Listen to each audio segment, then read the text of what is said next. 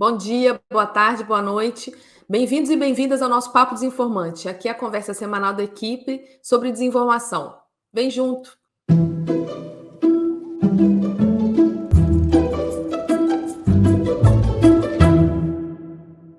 Quando a gente acha que já viu tudo, se depara com um game disponível na Google Play com o nome Simulador de Escravidão, onde o jogador realiza atos como compra e venda de escravos e faz de tudo para que ele não seja alforriado e nem fuja, de modo a aumentar seus lucros. A meta seria aumentar os lucros. Veja bem, em 2023, a escravidão usada de modo recreativo e um jogo com esse teor, com mais de 1.000 downloads, numa plataforma de uma Big Tech, que é o Google. Liz, o Google pelo menos voltou atrás e removeu essa aberração. Conta mais para nós. Oi, Ana, oi, Nino, oi, Matheus, oi, ouvintes e telespectadores do Papo Desinformante. Realmente, Ana, essa história horrível acontecendo no século XXI, eu acho que, além de toda a problemática em relação ao racismo e ser utilizado como uma recreação, porque os próprios desenvolvedores do game dizem, né, que ele foi criado apenas para fins de entretenimento, como se a escravidão, o período mais terrível da nossa história, fosse pudesse ser utilizado para entretenimento, né? Além dessa situação toda, a gente também, aqui no Desinformante, a gente reflete e critica o fato desse aplicativo estar disponibilizado no Google Play. Até porque a gente sempre fala sobre os termos de uso da plataforma. E a gente foi atrás dos termos de uso do Google Play e eles dizem que é proibido, primeiro, aplicativos que sejam ilegais, né, que tratem de temas ilegais. Vale lembrar que o racismo é criminalizado no país. Mas, além disso, não são permitidos aplicativos com um discurso de ódio, que o Google caracteriza, né, com aplicativos que promovem a violência ou incitem o ódio contra indivíduos ou grupos com base em raça ou origem étnica. E o Google também diz que proíbe, né, aplicativos que lucrem com eventos sensíveis de impacto social, como a gente pode pensar a escravidão. Então, o Google, dessa repercussão que teve após o aplicativo, né, repercutir nas redes sociais, repercutir nos veículos de imprensa, o Google voltou atrás, né, e removeu o aplicativo. Em nota enviada ao Desinformante, eles reiteraram que removeram o aplicativo do Google Play e que existe um conjunto de políticas, né, que visam manter os usuários seguros e qualquer pessoa que encontrar um aplicativo dessa forma pode denunciar para que sejam tomadas as medidas cabíveis. Mas é importante a gente ter em mente como esse caso mostra como a autorregulação das plataformas, ou seja, elas mesmas criarem as regras e gerenciarem elas, é insuficiente para a gente manter um debate saudável nas redes sociais. E esse caso, claro, reforçou a urgência de uma regulação das plataformas digitais. Inclusive, o próprio deputado Orlando Silva, que é relator do PL 2630, foi às redes sociais, né, dizer que o PL 2630 é um passo importante nesse sentido de regular o debate público nas redes sociais, mas ele não foi a única autoridade que falou sobre o caso, né? Várias pessoas falaram sobre nas redes e o Ministério da Igualdade Racial também disse que marcou uma reunião com o Google para tratar sobre o caso e também acionou o Ministério Público para que as partes envolvidas, tanto no desenvolvimento como na comercialização desse aplicativo, sejam responsabilizadas. A gente vai continuar acompanhando esse debate, né, esse caso que é estarrecedor, vai continuar acompanhando também a responsabilização das empresas, tanto dos desenvolvedores, mas também do Google, em relação a esse caso. E tudo isso você pode ler lá no desinformante.com.br. Muito bom, Liz. Bom, a pauta do racismo ficou bastante intensa aí essa semana, né? Enfim, ela ganhou novos contornos depois das manifestações racistas sofridas pelo jogador Vini Júnior durante uma partida de futebol na Espanha. Apesar de ele já ter sido alvo desse racismo de torcedores em mais de 10 episódios públicos, né, muitos deles filmados, como esse, foi dessa vez que os organizadores do campeonato e os próprios torcedores espanhóis conheceram uma reação mundial ao episódio, com consequências reais, que é o que deve acontecer nesse tipo de crime. O jogador Vini Júnior é uma das personalidades analisadas no estudo do Observatório do Racismo Online, do Alafia Lab, que mapeou dimensões do racismo nas redes sociais. Quem conta mais é a nossa coordenadora Nina Santos, que também é uma das pesquisadoras responsáveis por esse relatório.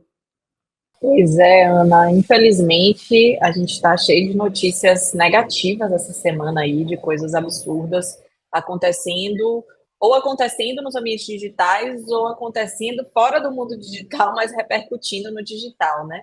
E aí esse episódio de racismo contra Vini Júnior acabou acelerando o lançamento do relatório que fala sobre as 5 dimensões do racismo nos ambientes digitais. E Vini Júnior é um dos personagens que a gente acompanhou, né? A gente acompanhou 26 personalidades negras de diversas áreas, não são apenas pessoas ligadas ao esporte, tem intelectuais, artistas, influências, na ideia de justamente monitorar um pouco como são as interações com essas pessoas e como é que esses ataques racistas aparecem. Em relação a Vini Júnior, um dos nossos principais achados foi que grande parte do debate sobre Vini Júnior é pautado pela questão racial, ou seja, não importa o quão bom jogador ele seja, não importa o que ele faça em campo, em geral, a conversa sobre ele é sobre racismo. Isso tem um lado muito positivo, mostra como, né, os episódios racistas e a reação aos episódios racistas, que também é muito grande, né, de denúncia, de, digamos assim, de exaltar a importância das pessoas se colocarem contra o racismo, como isso tem que ser feito e precisa, de fato, ganhar visibilidade. Só que, por outro lado, para as pessoas negras, acaba ficando cada vez mais difícil ter os seus talentos, as suas conquistas reconhecidas, né? No relatório do ALAP, a gente fez uma análise qualitativa, né, dessas menções, buscando entender como é que esse racismo aparece, mas o pesquisador Pedro Brusi fez uma análise quantitativa das menções a Vini Júnior nos últimos 2 anos, e ele também chegou a um resultado muito parecido, né? Os 2 maiores picos de atenção a Vini são sobre questões raciais, e só o terceiro pico é que comemora a vitória dele na Champions League. Ou seja, o racismo, né, a visibilidade dessa questão do racismo, ela acaba, por um lado, né, mostrando a importância que esse tema tem e como ele pauta a vida das pessoas negras, e, por outro lado, escondendo todos os outros aspectos das carreiras, das profissões e da vida dessas pessoas, né? Então, é um tema bastante complexo aí que a gente precisa continuar acompanhando.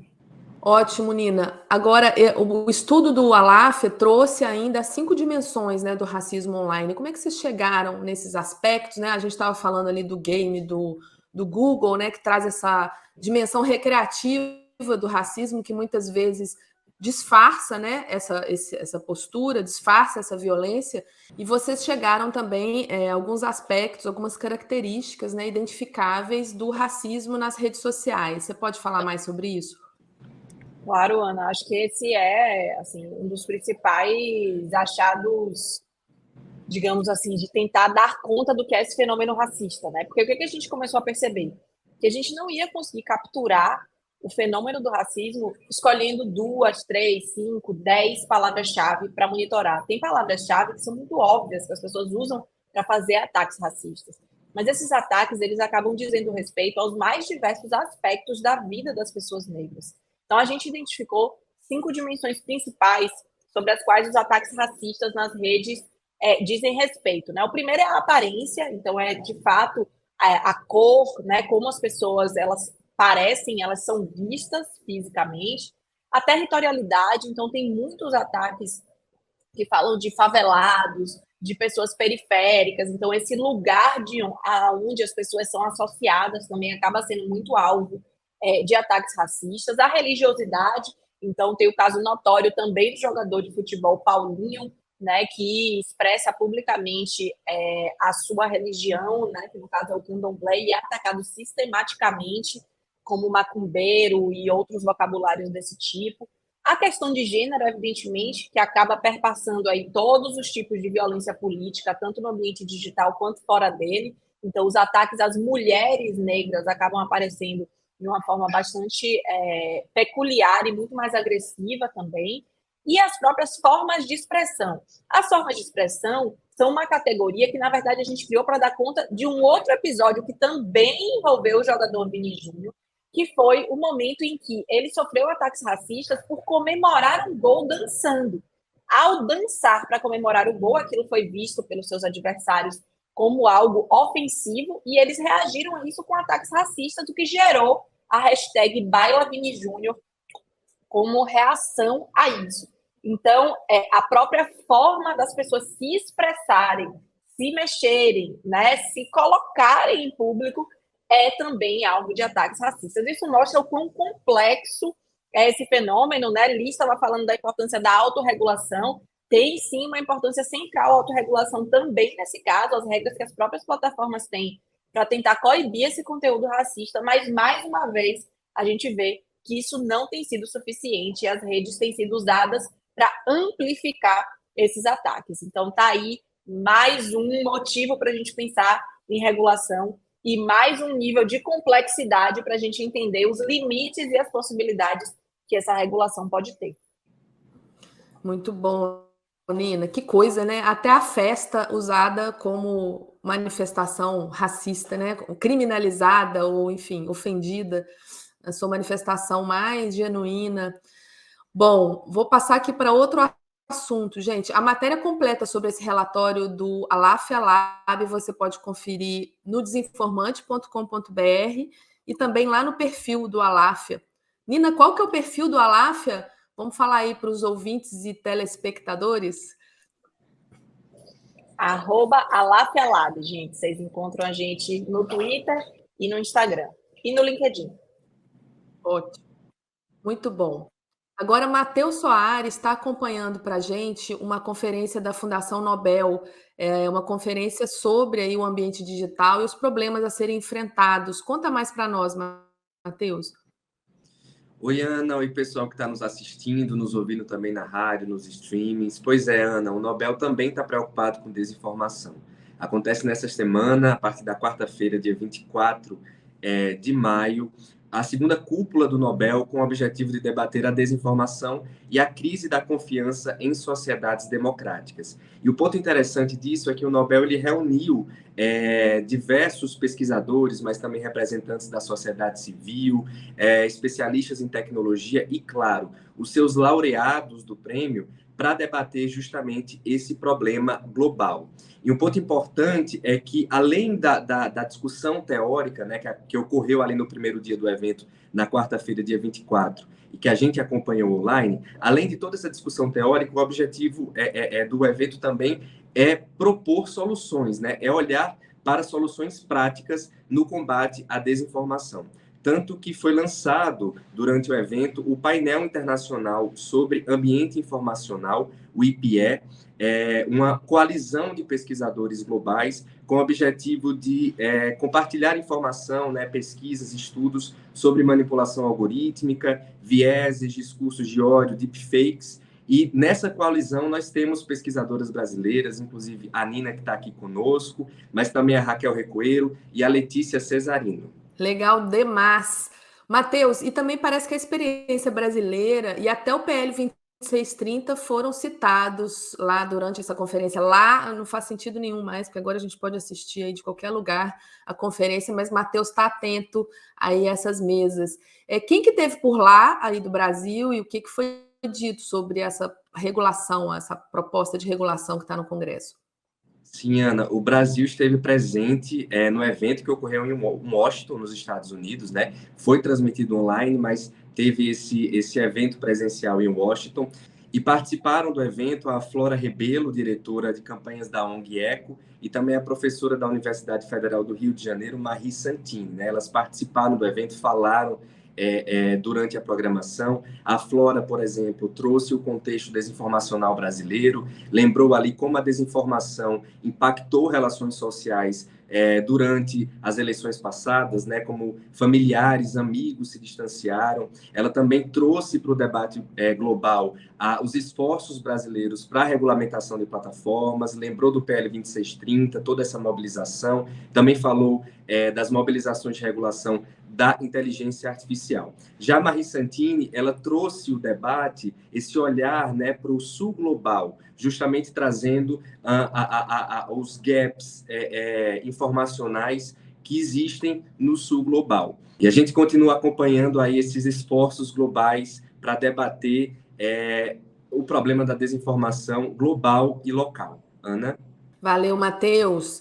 O Papo Desinformante está ficando por aqui. Uma edição hoje longa e cheia de bons conteúdos. Espero que vocês tenham gostado. aí pela rádio, pelas plataformas de podcast, aqui no nosso canal do YouTube.